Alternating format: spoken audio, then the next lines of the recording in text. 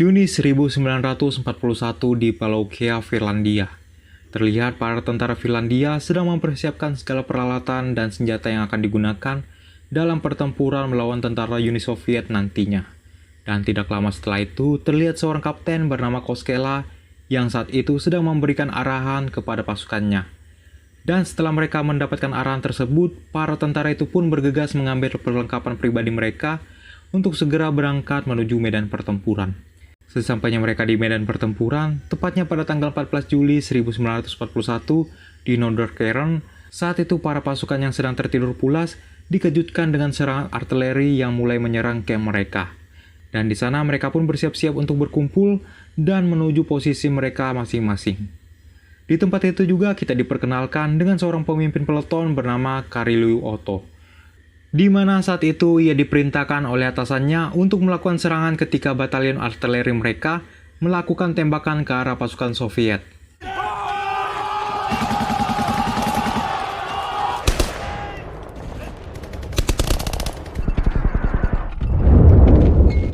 Mereka pun berhasil menembus benteng pertahanan pasukan Uni Soviet di medan pertempuran itu.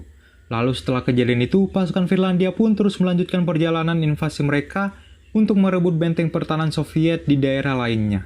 Sepanjang perjalanan invasi mereka, kita selalu diperlihatkan dengan sebuah pertempuran yang sangat sengit antara dua kekuatan negara itu. Namun di semua pertempuran itu, pasukan Finlandia selalu berhasil menaklukkan kekuatan benteng pasukan Beruang Merah berkat strategi yang dimiliki oleh Koskela dan juga Kariliu Otto. Hingga akhirnya pasukan Finlandia itu pun sampai di sebuah perbatasan antara Finlandia dengan negara Uni Soviet.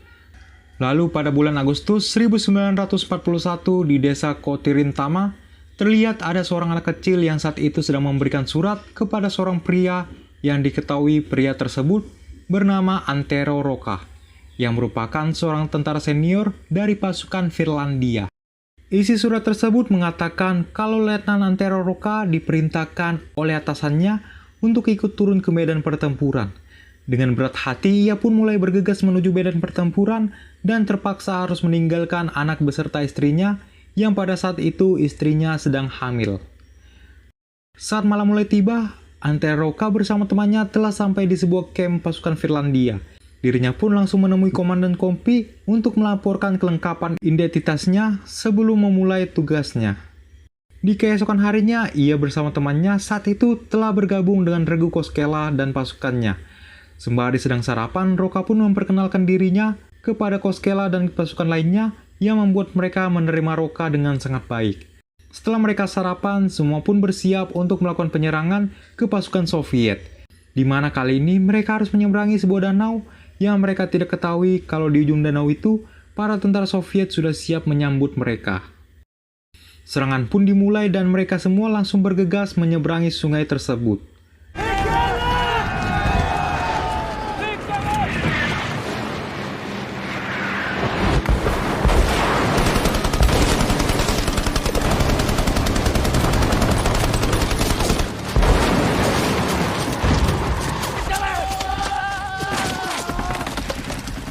Dengan pengalaman dan keberaniannya, Letnan Rokka pun memimpin pasukan Finlandia untuk terus bergerak maju ke daerah pertahanan musuh.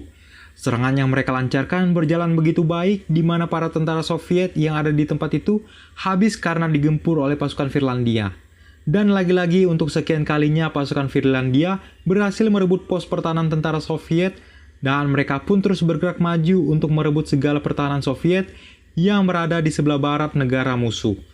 Hingga akhirnya pada tanggal 1 Oktober 1941, pasukan Finlandia akhirnya berhasil sampai di kota Petrokots yang dulunya merupakan wilayah kekuasaan Uni Soviet. Namun saat itu, sebentar lagi akan menjadi milik Finlandia. Mereka semua pun beristirahat untuk beberapa hari di kota tersebut, dan menjadikan kota Petrokots menjadi markas sementara bagi tentara Finlandia.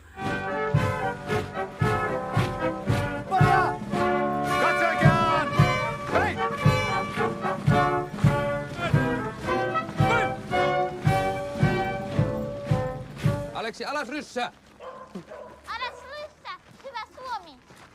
Singkat cerita, musim dingin pun telah tiba, dan waktu istirahat mereka di kota itu pun telah usai.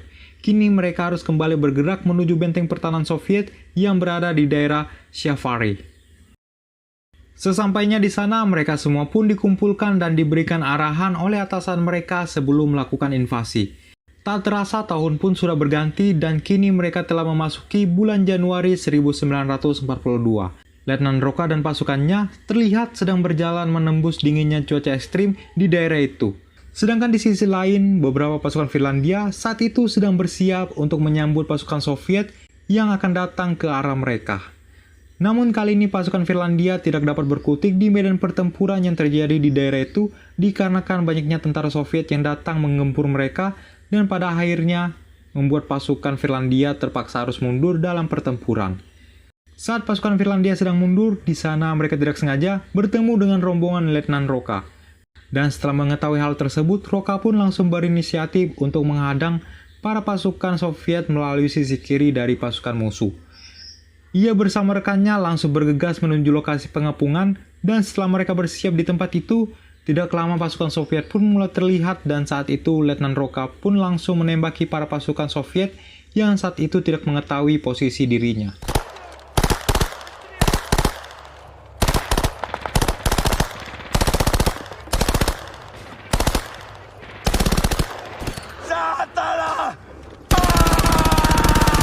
Dengan pengalaman dan kemampuannya, ia pun berhasil menghabisi semua pasukan Soviet yang berada di tempat itu tanpa tersisa.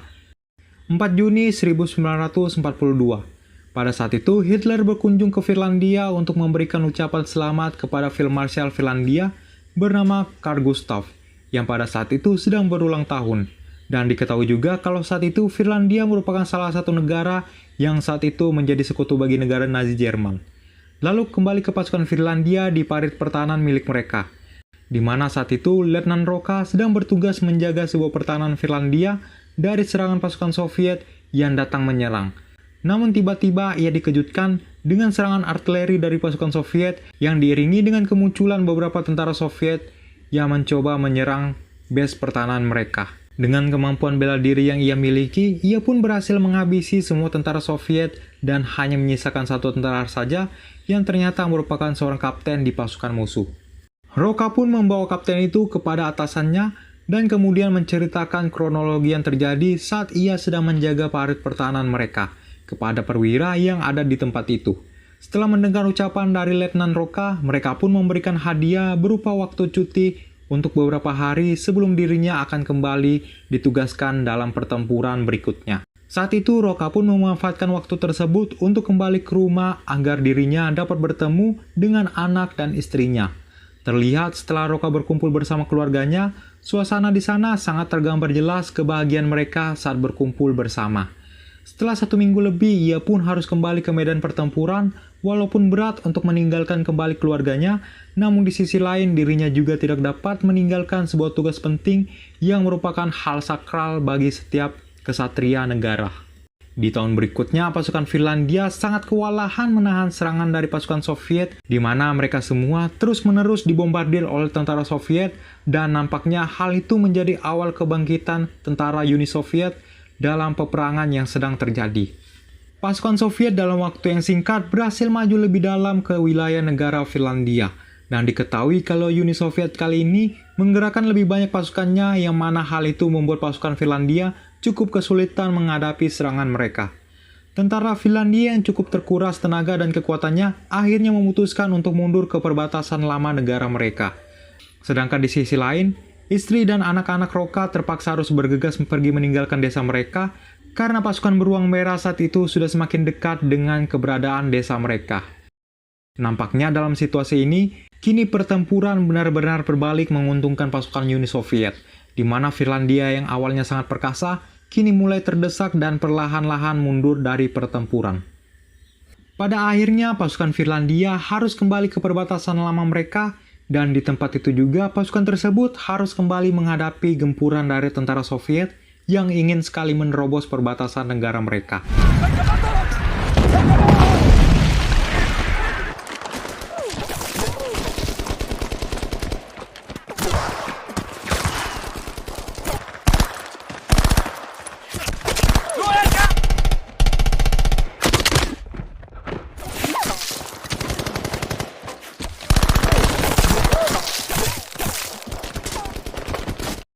Setelah kejadian itu, Koskela langsung menghubungi atasannya untuk memberitahukan bahwa dirinya dan sisa pasukan yang ada akan mundur dari pertempuran. Dikarenakan jika mereka masih menetap di tempat itu, maka mereka beresiko akan terkepung oleh tentara Soviet yang masih menguasai 80% daerah tersebut. Dirinya pun kemudian memerintahkan ke pasukannya untuk membuang beberapa senjata mesin ke sebuah danau, agar mereka dapat bersama-sama membawa rekan pasukan mereka yang saat itu sedang terluka. Di tengah perjalanan, atasannya pun datang dan langsung memarahi mereka karena mereka memilih mundur dari pertempuran. Serta atasannya juga memberikan sebuah perintah kepada Koskela dan pasukannya untuk terakhir kalinya, di mana mereka harus bersiap menghadapi pasukan Soviet yang saat itu akan melintasi jalur tersebut. Koskela dan pasukannya yang tersisa tidak punya pilihan lain untuk mengikuti perintah itu. Mereka pun mulai mempersiapkan senjata dan menggali lubang parit untuk berlindung dari serangan brutal yang dimiliki oleh pasukan Soviet. Keesokan harinya, pasukan Soviet benar-benar datang lengkap dengan kendaraan tank andalan mereka, dan saat itu pertempuran pun terjadi.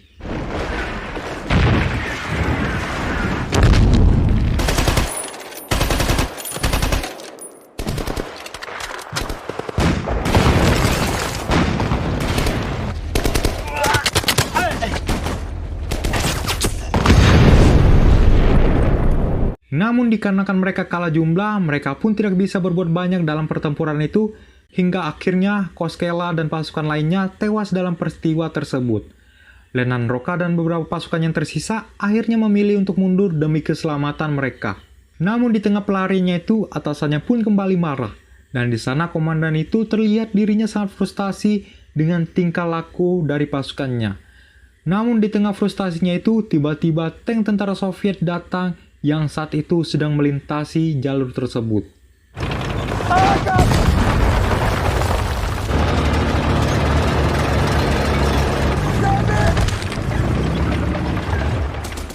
Juli 1944, tentara Finlandia yang tersisa mencoba kembali memberikan perlawanan kepada pasukan Soviet. Meskipun jumlah pasukan dan kekuatan mereka sudah sangat berkurang, kini di bawah kepemimpinan Letnan Roka, para tentara dengan sisa semangat yang ada kembali bersiap untuk menyerang pasukan Soviet yang mencoba menerobos benteng terakhir dari negara Finlandia. Melihat jumlah pasukan Soviet yang sangat banyak serta serangan mereka yang tidak ada habisnya, kini Letnan Roka memerintahkan pasukannya yang tersisa untuk mundur melewati sebuah sungai, dikarenakan jembatan penghubung mereka telah dihancurkan oleh serangan Soviet. Mereka pun bergegas mundur melewati derasnya sungai itu, sementara Roka dan 3 tentara lainnya akan menjaga terlebih dahulu untuk memberikan keamanan bagi pasukannya yang saat itu sedang menyeberang. Dengan sisa tenaga yang ada, Letnan Roka akhirnya berhasil menyeberangi sungai tersebut meskipun harus terluka di area dadanya. Dikarenakan Roka terluka cukup serius, ia pun dilarikan ke klinik camp untuk menerima perawatan lebih lanjut. Dan pada tanggal 14 September 1944, para pasukan Finlandia yang tersisa terlihat terus-menerus bertahan dari hujannya peluru artileri milik pihak Soviet, yang saat itu membuat mereka nampak begitu frustasi dan putus asa karena hal tersebut. Lalu singkat cerita, pemerintah Finlandia pun akhirnya memutuskan untuk menyerah kepada pasukan Uni Soviet di tanggal 12 September 1944. Dan semenjak menyerahnya itu, ia pun berbalik membantu sekutu dalam memerangi Nazi Jerman di pertempuran Lapland. Di lain tempat, Roka yang berhasil selamat akhirnya pulang menuju rumahnya untuk bertemu kembali dengan istri dan anaknya, yang membuat perasaan haru di sana memenuhi suasana di kediamannya. Dan film pun selesai.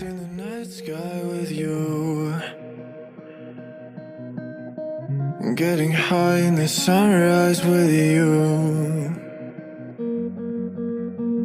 getting through all the bad times with you. I wasn't missing a thing, no I do.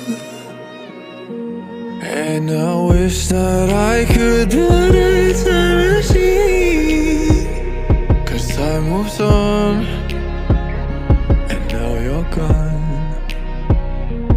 Oh, if only I could build a time machine, I'd come and get you. I can't forget you. I miss you. I miss you, I miss you all the time. I wish that, I wish that, I wish that you were mine.